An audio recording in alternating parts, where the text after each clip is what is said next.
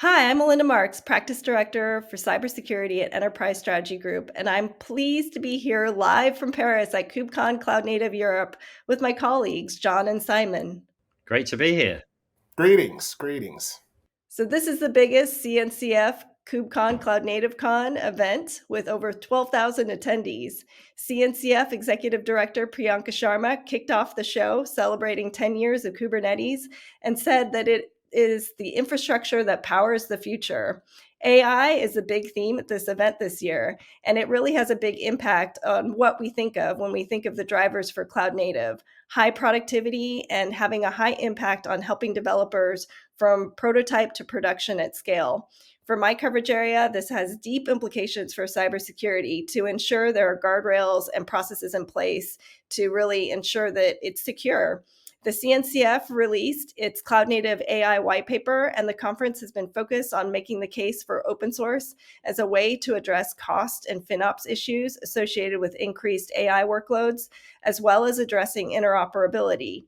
So organizations are going to want to take advantage of AI with all these resources available to them. But this is going to create some challenges for security that really need to be addressed and are yet to be addressed and will need a lot of attention. It's going to be interesting to see how this plays out for security needs, especially as we see organizations facing challenges already in a lot of related areas, including API security, identity and access management, and data security, especially data security.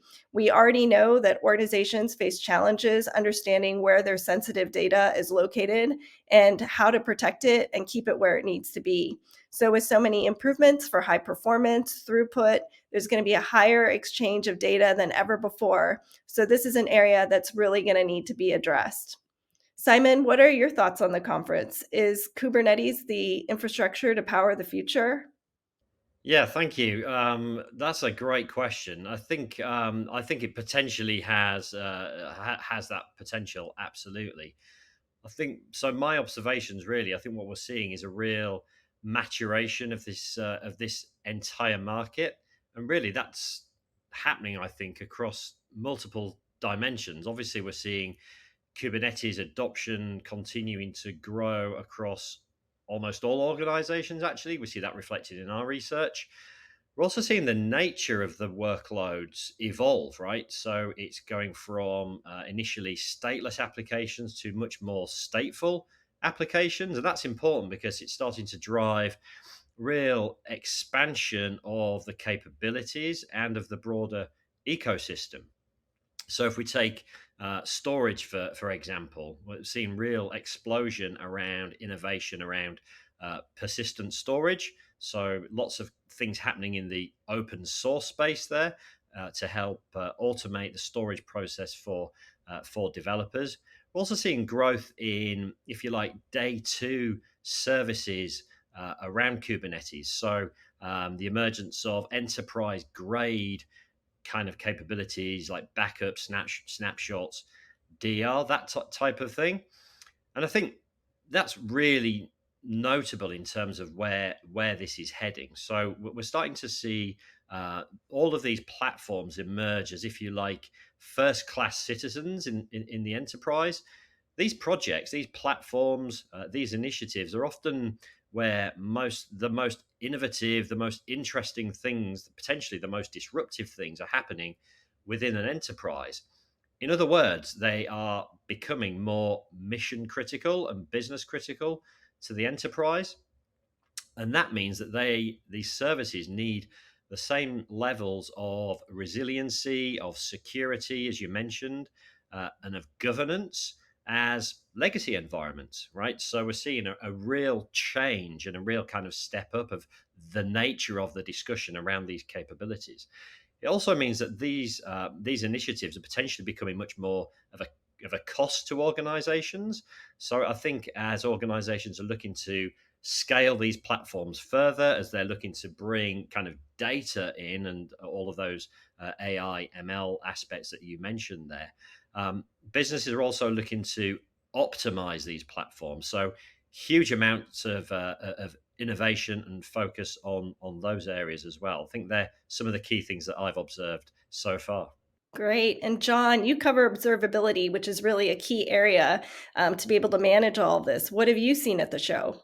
First off, that theme of AI being cloud native, leveraging Kubernetes, and the expected growth is like the massive theme in the conference. What that's doing is putting a lot of pressure on management tools, on the management tools there for managing cost in particular, for optimization. And I've seen a bunch of really good advancements in the management and data collection space. And all of this is preparing for, sort of massive adoption of AI. And we know that that cloud native infrastructure, which we're doing a pretty good job of managing, is about to get much more complex, much more mission critical. And the management of that technology, keeping it running and doing that in a cost effective manner, is probably priority number one if you're looking, at the future of IT operations. So not only do we have to keep it running, but we've got to do so in a very cost-effective manner, in a way, against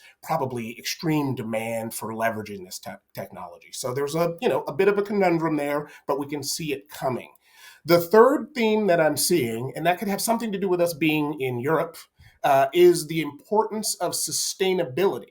We are faced with massive growth, and we know that our compute usage is going to go up, and we know that uses electricity, but there's also all sorts of sustainability mandates. And so I've seen a bunch of vendors who you wouldn't normally expect have a really strong sustainability message as part of their observability message, and saying we can keep these things running, and we can help you with your sustainability and give you accountability. Now, the math is still fuzzy on sustainability, admittedly.